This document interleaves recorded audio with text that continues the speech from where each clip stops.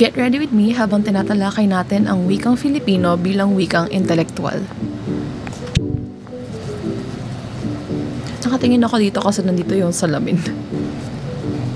Nakalulungkot isipin na ang baba ng tingin ng ibang Pilipino sa wika natin. Tingin nila na jologs, bakya o pangkalye lang ito. Saan na yun?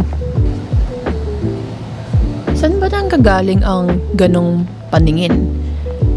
Siguro, aminin na natin na hindi talaga gaanong matatag ang wika natin kasi pati ba naman yung gobyerno natin, hindi siya gaanong pinapahalagahan.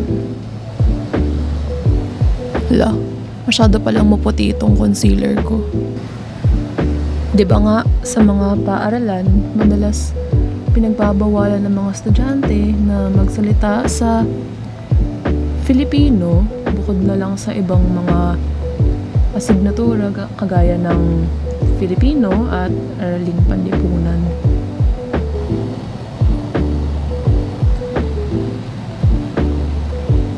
Sa panahon ng globalisasyon, mas lalong tumataas din ng pagtingin natin sa wikang Ingles bilang wika ng wikang nakaaangat.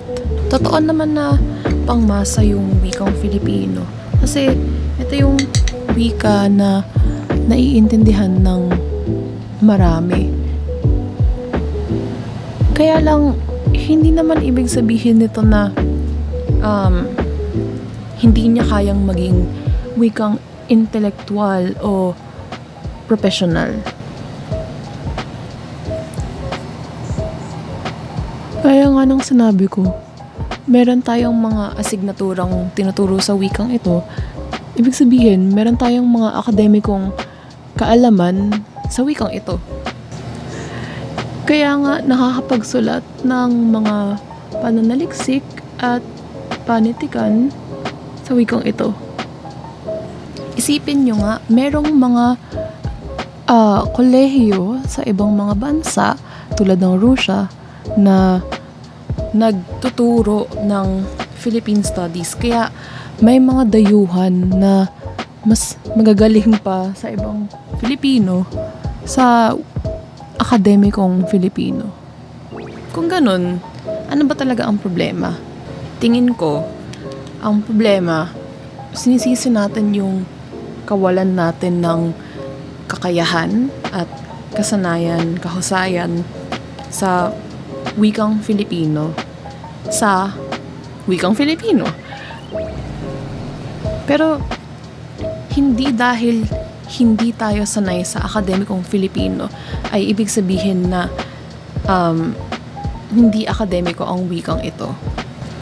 Kasi, di ba may mga malalalim na salita na hindi natin naiintindihan tapos hindi naman yun pangkalye.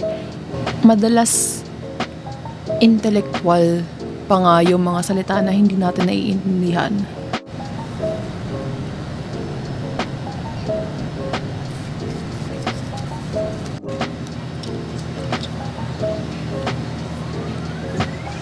Ang punto ko lang naman, pagbutihin pa natin ang pag-aaral ng wikang Filipino para matuto tayong maging akademiko, professional at intelektual sa wikang ito.